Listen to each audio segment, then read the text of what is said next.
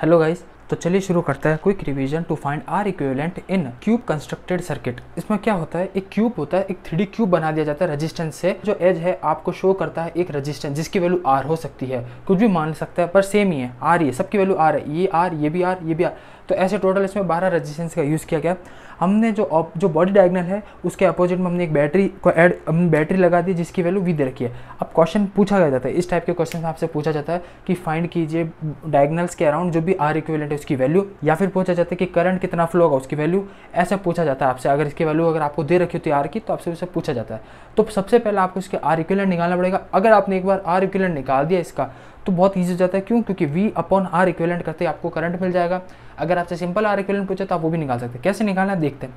आपको इसमें KCL का यूज़ करते हुए निकालना। आर इक्विवेलेंट के लिए जो टेक्निक्स होते हैं, नेटवर्क सिंप्लीफिकेशन टेक्निक होती है, वो नहीं लगा सकते क्योंकि लगेगी नहीं, आप कंफ्यूज हो सकते हैं। इसीलिए ऐसा मान लीजिए ये एक वोल्टेज V है, वोल्टेज V की बैटरी जो I करंट प्रोड्यूस कर रही है। अगर ये I करंट है, यहाँ जब करंट I आएगा तो वहाँ पर कितने ब्रांच है, यहाँ पर टोटल 3 ब्रांचेज है, तो करंट डिवाइड होगा। अब क्योंकि ये सेम है तो यहाँ पर एक सिमेट्री है, क्योंकि सिमेट्री की वजह से जो भी करंट यहाँ पे फ्लो होगा वो होगा I/3, ये भी जो भी होगा वो होगा I/3, ये जो करंट फ्लो होगा ये भी हो जाएगा I/3।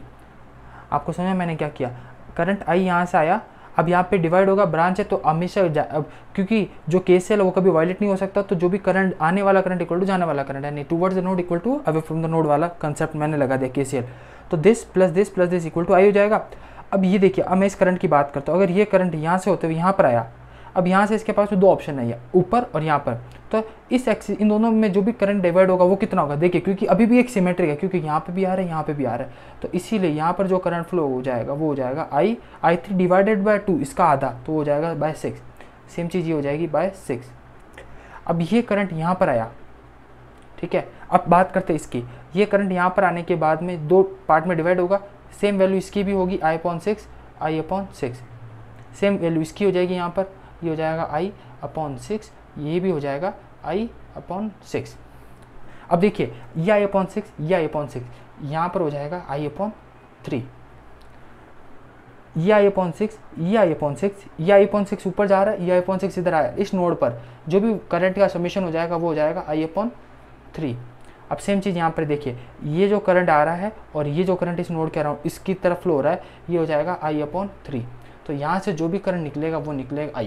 तो आपको समझा मैंने इसको कैसे करंट डिवाइड हुआ इस पूरे सर्किट के अंदर, आपको इसी तरह निकालना है। अब बस कुछ नहीं करना, आपको किसी भी एक नोड में घूम जाना। क्यों? क्योंकि अब यहाँ पे आप मैश एनालिसिस लगा सकते हैं। मैश एनालिसिस में आपको बताया था कि करंट की डायरेक्शन अगर गिवन है, वोल्टेज गिवन है, तभी आप घूम सकते हैं, तब आप उसमें रोटेट कर सकते हैं। मैं मान लीजिए यहाँ से स्टार्ट करते हुए किसी भी एक ब्रांच से होते हुए आपको वापस उसी पॉइंट पर आना है, तो मैं इस यहाँ से स्टार्ट हो रहा हूँ। कैसे देखिए, मैं इस पॉइंट से स्टार्ट होता हूँ, V माइनस यहाँ पर जो भी करंट फ्लो हो रहा होगा, देखिए अगर ये रेजिस्टेंस है तो यहाँ पर ऐसा मान लीजिए ये रेजिस्टेंस है जिसकी वैल्यू R दे रखी है। अब करंट फ्लो हो रहा है तो मैं ऐसे लिखूँगा, इसे कितना RI/3। समझ में आया आपको? अब इसके बाद में मैं इस नोड पर पहुँच चुका, अब मैं इस वाली ब्रांच से जाऊँगा तो सेम यहाँ पर मैं लिखूँगा RI/6। सेम चीज़ इसमें IR/3, और उसके बाद में मैं सेम इसी पॉइंट पर पहुंच गया, इसको कर दूंगा 0 इक्वल टू 0। तो जब मैं इसे सॉल्व करूंगा तब मुझे मिलेगा V इज इक्वल टू, ये डबल हो जाएगा, तो डबल के बाद में हो जाएगा इक्वल टू, मैं उधर भेज दूंगा तो 2IR/3 प्लस RI/6। जब इसे मैं सॉल्व करूंगा तो ये मिल जाएगा 5/6 IR/V/I। मैं इसे उधर भेज देता हूँ, तो यहाँ से मुझे जो वैल्यू मिल गई ये। अब ये हमें पता है क्या होता है, ये होता है आर इक्विवेलेंट। तो आर इक्विवेलेंट वैल्यू कितनी हो जाएगी, 5/6, ये आर है।